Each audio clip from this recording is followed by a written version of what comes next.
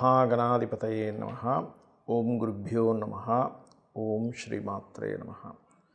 అరుణాం కరుణాతరంగితాక్షీం ధృతపాశాంకుశపుష్పబాణచాపాం అనిమాదిభిరావృతాం మయూకైః అహమిత్యేవ విభావయే భవానీం. శ్రీమాత్రే నమః.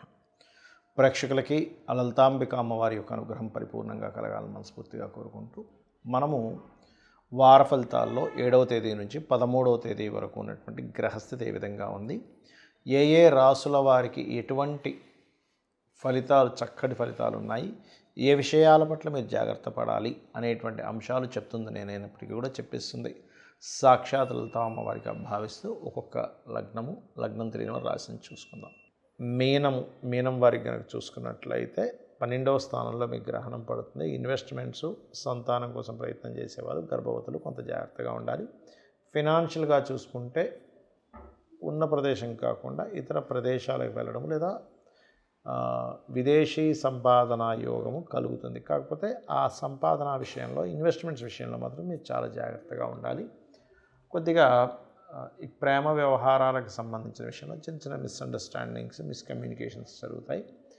అలాగే 4లో గురువు ఉన్నందుకు కొద్దిగా మీరు ఎప్పటి నుంచో ఈ పలానా గుడి కట్టించాలి, లేకపోతే పలానా క్షేత్రానికి వెళ్ళాలి, పలానా కోర్స్ చేయాలి, ఏదైనా కొన్ని పరిసరాలు ఉంటాయి, అటువంటి ప్రదేశాలు, అటువంటి పరిసరాల్లో ఒక ఇల్లు కట్టుకోవాలి, ఆధ్యాత్మికమైనటువంటి కొన్ని ఉంటాయి, కొన్ని వెంచర్స్ కావచ్చు, అటువంటి వాటిలో ఒక స్థలం కొనుక్కోవాలనుకునేటువంటి వారికి చక్కటి ఫలితాలు ఉన్నాయి. అలాగే ఇక్కడ కొంచెం సంతానం విషయంలో కొంచెం స్ట్రెస్ ఉంటుంది. పంచమాధిపతి శుక్రుడు గ్రహణ దీంట్లో ఉన్నందుకు, అదేవిధంగా రుణాలు లభిస్తే, గవర్నమెంట్ లోన్స్ లభించే ఛాన్స్ ఉంది. కాకపోతే మీకు లగ్నంలో శని భగవానుడు వక్రించుంటూ సప్తమంలో కుజుడు ఉన్నందుకు ఈ వివాహ సంబంధించినటువంటి విషయంలో, వివాహ నిర్ణయాలు లేదా ఎవరితోనైనా పార్ట్నర్షిప్తో ఏదైనా చేద్దామనుకునేటువంటి విషయాలలో కాస్త జాగ్రత్తగా ఉండండి. అలాగే మరొక విషయం ఏంటంటే, ఇక్కడ దశమాధిపతి అయినటువంటి దశమాధిపతి అయినటువంటి గురువు ఇద్దరు కూడా శని యొక్క రాసుల్లోనే ఉన్నది. కొంచెం ఏదైతే ఈ ఉద్యోగ సంబంధించిన విషయంలో కొంచెం పార్ట్నర్స్ వల్ల, జీవిత భాగస్వామి వల్ల, ఆ యొక్క ఉద్యోగ సంబంధించిన విషయాల్లో అంత పూర్తి స్థాయి దానికి టైం ఇవ్వలేకపోతూ కొంత ఇబ్బంది పడుతూ ఉంటారు. ఇక మీరు నిత్యము చేయవలసిన దేవతారాధన, రాజరాజేశ్వరి అమ్మవారి ఆరాధన, దుర్గారాధన చేయండి. మరియు మీరు ఓం మాణిక్య ముకుటాకార జానుద్వయ విరాజితాయ నమః చేయండి. తద్వారా ఏమవుతుందంటే మీకు ఇబ్బంది తగ్గుతుంది. అలాగే లగ్నంలో శని వక్రించి సప్తమంలో కుజుడు ఉన్నందుకు వివాహం విషయంలో ఎక్కువ ఇబ్బంది అవుతుంది అనుకునేటువంటి వారు, లేదా వివాహ జీవితంలో ఇబ్బంది అవుతుంది అనేటువంటి వారు, వివాహం కుదరట్లేదు అనుకోండి, ఓం కామేశబద్ధ మాంగళ్య సూత్ర శోభిత కందరాయ నమః, లేదా వివాహ జీవితంలోనే అనేకమైన అపోహలు వస్తున్నాయండి, ఇబ్బందులు అయిపోతున్నాయి అనుకునేటువంటి వారు ప్రత్యేకంగా మీరు ఓం శివకామేశ్వరంకస్థ శివ స్వాధీన వల్లభాయ నమః చేసుకోండి. అన్ని విధాలు బాగుంటుంది. చాలామంది నన్ను అడుగుతున్నటువంటి ప్రశ్న ఏమిటి అంటే, గ్రహణ సమయంలో మేము ఎటువంటి సాధన చేయాలి? ఇక్కడ ఏంటంటే, మీరు పర్సనల్ చార్ట్ తీసుకోవాలి ఫస్ట్. ఎప్పుడు కూడా మీరు గ్రహణ సమయంలో ఏ సాధన చేయాలంటే మీ పర్సనల్ చార్ట్, జనరల్గా కొన్ని ఉంటాయి. మీ పర్సనల్ చార్ట్లో మీకు పలానా సమయం నుంచి ఇబ్బంది కలుగుతుందో, ఒక 2 ఏళ్ళ నుంచో, 3 ఏళ్ళ నుంచో, 5 ఏళ్ళ నుంచో అనుకోండి, ఇబ్బంది కలుగుతుంది అన్నప్పుడు అప్పటి నుంచి మీకు ఏ మహాదశ వచ్చింది, అప్పటి నుంచి మీకు గోచారంలో ఎవరు యొక్క ప్రభావం వల్ల మీరు ఆ ఇబ్బంది పడుతున్నారని తెలుసుకోవాలి. అంటే ఎదగలేకపోతున్నాము, లేకపోతే ధన సంపాదన లేదు, లేనట్లయితే మిస్కమ్యూనికేషన్స్ ఎక్కువ అవుతున్నాయి, లేదా అనారోగ్య సమస్యలు, లేదా మానసికంగా బాగోలేదు, సంతానం పుట్టట్లేదు, ఇట్లా రకరకాల సమస్యలు ఉంటాయి. ఒక్కొక్కరికి వివాహం అవ్వదు కొంతమందికి, మరి కొంతమందికి ఎంత నిజాయితీగా ఉన్నా కూడా ఉద్యోగంలో రాణించలేకపోతుంటారు, ఎంత నిజాయితీగా వ్యాపారం చేస్తున్నా రూపాయి లాభం రాదు. ఎందుకు అంటే బికాజ్ ఆఫ్ వాళ్ళు ఎంచుకున్నటువంటి మార్గం ఏదైతే ఉందో వాళ్ళకి ధనం రానిటువంటి వాటిలో మీరు వ్యాపారం చేస్తుంటే ఇలా ఉంటుంది. ఫస్ట్ ఆఫ్ ఆల్ మీరు అసలు మీ లగ్నం నుంచి పంచమ అధిపతి ఎవరో తెలుసుకోవాలి, లేదా పంచమంలో ఏ గ్రహం ఉందంటే, ఉదాహరణకి మేష లగ్నం అయిందనుకోండి, మేషంకి పంచమాధిపతి ఎవరు? సూర్యభగవానుడు. వృషభానికి బుధుడు, మిథునానికి శుక్రుడు, ఇలా వాళ్ళ యొక్క అధిష్టాన దేవతలు.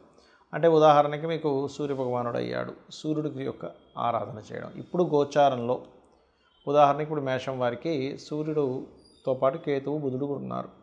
అంటే ఏంటి, వీళ్ళు ప్రస్తుతం గోచారంలో తగ్గించే వాళ్ళు అవుతారు మీ యొక్క స్ట్రెస్ని, పూర్వజన్మ కర్మని. ఎట్ ది సేమ్ టైం మీకు జనరల్గా కూడా మేషం వారికి సూర్య భగవానుడు ఆరాధన, సూర్య నమస్కారాలు, సూర్యుడికి సంబంధించిన ఏదైనా ఆదిత్య హృదయ పఠనం చేయడం ఆ యొక్క గ్రహణ సమయంలో చేయొచ్చు. ఇక రెండవది వృషభం వాళ్ళు ఉన్నారనుకోండి, వాళ్ళు ఎక్కువగా బుధుడికి సంబంధించిన అంటే విష్ణు ఆరాధన చేయడం, ఓం నమో నారాయణాయ. మిథునం వాళ్ళు శ్రీమాత్రే నమః. కర్కాటకం వారు పంచమాధిపతి కుజుడు కాబట్టి ఓం స్కందాయ నమః. సింహం వారు పంచమాధిపతి గురువు అవుతాడు కాబట్టి ఓం దక్షిణామూర్తి నమః అనుకోవచ్చు. అలాగే కన్యవారికి పంచమాధిపతి శని అవుతాడు కాబట్టి ఓం నమో వెంకటేశాయ. తులవారు ఓం దుర్గాయ నమః లేదా ఓం చండికాదేవి అయి నమః అనుకోవచ్చు.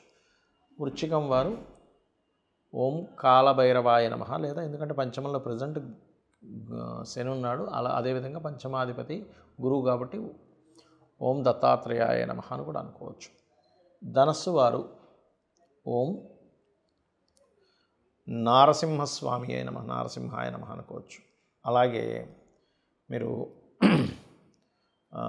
మకరం వారు కనుక చూసుకున్నట్లయితే మకరం వారికి పంచమాధిపతి శుక్రుడు అవుతాడు కాబట్టి, పంచమ స్థానము పంచమాధిపతి శుక్రుడు అవుతున్నాడు కాబట్టి లలిత అమ్మవారి స్తోత్రం చేసుకోవచ్చు, శ్రీమాత్రే నమః అనుకోవచ్చు. కుంభం వారు విష్ణు సహస్రనామాలు, మీనం వారు రాజరాజేశ్వరి అమ్మవారి అష్టోత్తరం ఓం రాజరాజేశ్వరి స్వామి నమః అని కూడా, రాజరాజేశ్వరి మాతాయ నమః అని కూడా అనుకోవచ్చు. అయితే ఇక్కడ నేను అనేది ఏంటంటే, ఫస్ట్ మీకు ఇది బేసిక్ లెవెల్.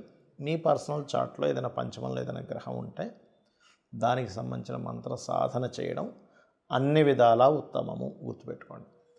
అలాగే మీకు ఏదైనా ఒక సమస్య వస్తున్నప్పుడు కూడా ఎంతసేపు ఏలినాడు శని వల్ల ఇలా అవుతుంది, లేకపోతే కాలసర్ప యోగం వల్ల ఇలా అవుతుంది, దోషం వల్ల ఇలా అవుతుంది అనేటువంటిది కాకుండా పర్టికులర్గా మీకు అసలు మహాదశ ఏం నడుస్తుంది, గోచారం ఏముంది, ఆ పర్టికులర్ అంశాలని క్లియర్ చేసుకోవాలి. ఇప్పుడు ఎలా అంటే గోచారం అనేటువంటిది సమంగా అందరికీ ఇచ్చేసేటువంటి ఒక రిజల్ట్. కాలంలో ఎంతవరకు ఈ రాశి వారికి సపోర్టివ్గా ఉందా, సపోర్టివ్గా లేదా అని చెప్పి కాల సంబంధమైనటువంటి విషయం గోచారం అనేటువంటిది. జన్మజాతకం అనేటువంటిది మీ యొక్క వ్యక్తిగత జాతక సంబంధించినటువంటి విషయం. కాబట్టి మీకు నడుస్తున్న మహాదశ ఏమిటి, మీరు ఏ విషయంలో ప్రయత్నం చేస్తున్నారు, ఆ ప్రయత్నానికి నడుస్తున్న మహాదశలు, అంతర్దశలు, గోచారం అనుకూలిస్తున్నాయా లేవా, అనుకూలించకుండా ప్రతికూలిస్తున్నట్లయితే అది ఏ గ్రహము, దానికి మనం ఏం చేసుకోవాలి, ఇది ప్యాటర్న్. ఏం చేసుకోవాలంటే చాలామంది ఏమనుకుంటారు, పెద్ద పెద్ద పూజలు పెద్ద పెద్దవి ఏదో చేస్తూనే వస్తాయనుకుంటారు. అలా కాదు, ఇది కలియుగము. చిన్నపాటి మంత్రం లలిత అమ్మవారికి సంబంధించిన ఒక చక్కటి మంత్రం. ఇప్పుడు అందరికీ ఉండేది ఫైనాన్షియల్ క్రైసిస్సే. ఓం సంపత్కరీ సమారూఢ సింధుర వ్రజ సేవితాయే నమః, లేదా ఓం ధర్మాధ్యక్ష ధనాధ్యక్ష ధనధాన్య వివర్ధనియే నమః చేసుకోవచ్చు. చక్కగా పనిచేస్తుంది, అది ఎటువంటి సందేహం లేదు. కాకపోతే ఏంటంటే సంశయిస్తుంటాం, నిజమైన అసలు ఈ లలిత సహస్రనామాలు ఈ నామం చేస్తే వస్తుందా లేదా. మీరు సంశయిస్తూ నడుస్తేనే పడిపోతారు. ఇంకా మంత్రం దాకా ఎందుకు, మీకు డౌట్ ఉందనుకోండి, నేను నడవగలనా లేదా అని పడిపోతుంటాడుగా. చిన్నపిల్లలు ఎందుకు నడవలేకపోతుంటారు అంటే వాళ్ళకి ఇంకా అంత కాన్ఫిడెన్స్ లెవెల్స్, గ్రిప్ రాదు దాని మీద. అందుకని వాళ్ళు నడుస్తూ పడిపోవడం. ఒక నెలలు పిల్లలు, సంవత్సరం పిల్లలు ఉంటారు, ఎందుకు పడిపోతుంటారంటే వాళ్ళకి దాని మీద కంప్లీట్ గ్రిప్ రాలేదు. లేదా ఇంకొంతమంది హెల్త్ ఇష్యూ వస్తుంది, నడవలేకపోతుంటారు. వాళ్ళకి మైండ్లో ఎక్కడో అమ్మో నేను నడవలేనేమో, పడిపోతానేమో. అంటే మీ మైండ్ యాక్సెప్ట్ చేయగలగాలి, మీ మనసు దాని మీద కనెక్ట్ అవ్వగలగాలి భగవంతుడికి.